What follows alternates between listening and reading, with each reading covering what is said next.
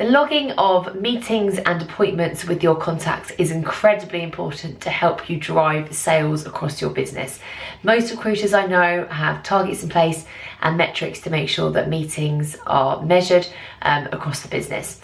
Now, unlike notes, meetings are logged in a very different way, and the reason why that's done is because there's a lot more functionality that we can do within meetings. So here's how to log meetings and appointments correctly. So we're going to come into Peter's profile in order to log the appointment and the meeting. And we're going to come through to actions and add appointment. This will take us to a second page that looks a bit like this. Now you have two choices. You can either notify the attendees directly through Bullhorn, or you don't have to. To be efficient and to use the system as it should be, I'm going to say yes, we'll be notifying attendees. The subject is this is going to be coffee and catch up. I am the owner, and as we know, the attendee is Peter Brown. There we go. The type is going to be a client meeting. Now, in your business, you can change the types of these. I keep it simple: client meeting, candidate meeting. You might want to do client face-to-face meeting and online meeting.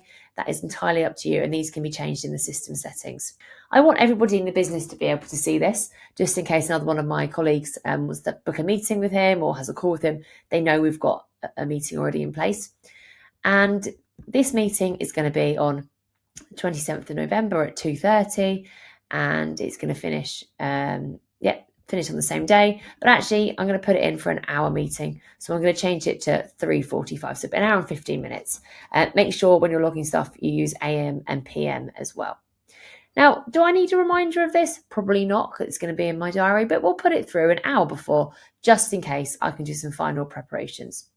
Now, again, you have communication method here, and I've updated these for my business, but you can update these to yours as well. And this is going to be a face-to-face meeting, but if this was on Teams or phone, you can change it there as well. And we're going to put in the location. So we're going to say Cafe Nero, Liverpool Street.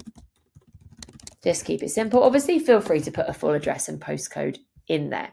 So we've added that information in, and as we're going to be notifying the attendees of this, we might want to put a bit of information in the description. So I've actually got some templates set up. So if we come to my templates, or actually we've got it here already, Holly Langley client meeting. And I've just said, looking forward to meeting with you. And I've highlighted in yellow the things that need changing. So I can just come through and say 2025 hiring, plans. Change that back to its normal colour. Then the location is, I've said that above, but we're just going to put it in here anyway. There we go. And then this meeting is going to be an hour. So again, okay. And then quite simply, that's all we need to do, and it's going to save. Now, if you have attachments you can put in there, let's just say you had to meet with your client monthly. You could put that it is an interval based, and then you could say you want this meeting to be every fourth week, for example. But in this scenario, we don't. And if you could obviously include like a hiring brochure or anything like that. But this is all the information we have. So we're going to press save. So this is an example of the email that then gets sent straight to Peter and the meeting owner to make sure that this goes and gets saved straight into their calendars and gives them an overview of the event as well. Now within Bullhorn, you have something called the planner that looks a bit like this. And we can see within this all of our activity, interviews and appointments. So we can see on the 27th of November, we've got one here. And that is, of course, the meeting that we've just logged in with Peter Brown. So all of this is saved within this. If you need to view, you can come through and obviously view the details, and you can obviously edit it. If anything changes and suddenly this changes to the 28th, you can come through and press save.